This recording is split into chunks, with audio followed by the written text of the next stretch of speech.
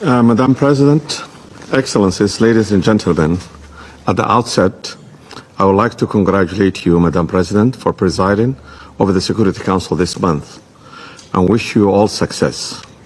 I also want to thank Ambassador Catriona Lang, Special Representative of the Secretary General, and Ambassador Mohammed El-Amin Swaif, Special Representative of the Chairperson of African Union, for their briefings. Madam President, my delegation takes note of the SG report S/2024/1219 and would like to make the following points. First, we welcome the fact that the current report refers to some challenges and acknowledges the positive steps taken by the federal government of Somalia. However, we respectfully suggest, in the interest of maximizing its usefulness, the report should be redesigned and contain less narrative, less details about minor events, and more in-depth analysis of major issues, as well as recommendations and conclusions. Second, the operative paragraph 13 of the UN Security Council Resolution 2705 of 2023 has called for the development of a roadmap for eventual transition from a special political mission to the United Nations Country Team, as well as the finalization of UNSOM staffing and configuration review. In that regard, we note that the undertaking of this task was not in the current report. The urgent planning for transition of UN Country Team is critical, since it will assist UNSOM in better aligning with the government's articulated long-term development priorities. We request the Secretary General to include in the transitionist roadmap and finalization of the staffing and configuration review in the next reporting period. Madam President, as you're aware, on January 1st of 2024, the Prime Minister of Ethiopia made the announcement to annex part of Somalia in order to establish a military base, and the decisions to subsequently recognize the independence of a separatist group in northwestern region of Somalia. This constitutes a clear violation and a breach of Somalia's sovereignty and territorial integrity, the fundamental principles enshrined in Article 2 of the United Nations Charter. Somali government condemns and rejects Ethiopia's illegal actions and deceptive endeavors to disguise its failed annexation attempt of the Somali territory as a promotion of economic cooperation and integration. Somali government warns that such actions not only adversely impact regional stability, but also constitute a dangerous precedent to the international system of sovereignty and free and independent states for all countries, and erodes the credibility of rules-based systems. We have witnessed throughout the history how annexation has been a catalyst for regional tensions and protracted conflicts with devastating humanitarian consequences.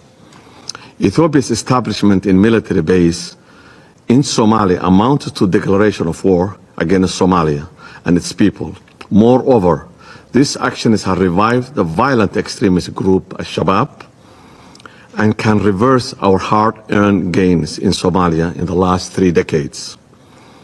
By unilaterally altering borders and territorial integrity of Somalia, Ethiopia government is fueling a cycle of distrust and hostility between Somali and Ethiopian people. Furthermore, the effect of such actions can have a serious destabilization effect given the complex ethnic makeup of the countries in the Horn of Africa. Consequently, such actions will certainly inspire the rise of ethnic separatist groups in the Horn of Africa, particularly in countries where there are constitutional provisions in the path to succession, namely in the case of Ethiopia. In addition to the immediate regional ramifications, the rebel effects of the Ethiopia's actions can extend far beyond our borders of Somalia and Ethiopia. These actions can weaken the region, disrupt global trade and commerce, and potentially create an influx of refugees that strain the resources and the capacities of the neighboring countries. The reverberation of such violations will be felt across international community, and they have the potential to undermine the stability and the security of the world. Madam President, African Union plays a role in preserving the borders of African countries and prevent conflict that could potentially threaten the stability and sovereignty of African nations.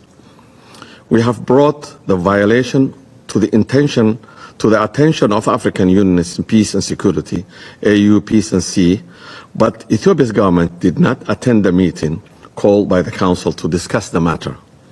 Furthermore, in the African Union Summit on this past Saturday, the Ethiopian government kept President Hassan Sheikh Mohammed, President of Somalia, in his hotel and tried to prevent him from entering the AU headquarters to deliver his remarks. In light of this development, it's clear that Ethiopia is willfully obstructing the path of bilateral cooperation and raising dangerous precedents about its host country's commitment to the principles of African Union and international diplomacy.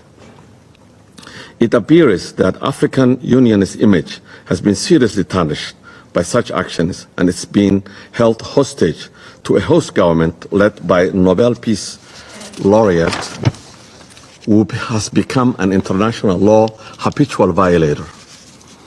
Ultimately, the credibility of the United Nations and African Union and the stability of Somalia are deeply intertwined, and the aforementioned violations poses a direct threat to all. We express our view that African Union should have been more proactive, vocal about what's clear intent of blatant aggression against the unity and the territorial integrity of Somalia by Ethiopia. Given the gravity of the situation and serious regional and international repercussions, it's incumbent upon the United Nations and African Union to ensure that they remain true to their mission of conflict prevention and maintenance of international peace and security. In conclusion, we want to thank the United Nations and African Union for their unwavering commitment and support for preserving Somalia's sovereignty, unity, territorial integrity, and political independence. It's imperative that Ethiopia abandons its expansionist ambitions in Somalia and strictly adhere to the fundamental norms of good neighborliness and principles of international law, the Charter of the United Nations and the Charter of the African Union. My President Hassan Sheikh Mohamud, has stated in many instances that we are committed, quote unquote, Somalia that's in peace with the world, which includes our neighboring countries, while Somali government affirms its keenness to exercise the highest level of self-restraint. It reserves its full inherent right of self-defense to respond to threats stemming from violations on its territorial integrity and unity in accordance with the provisions of international law. I thank you.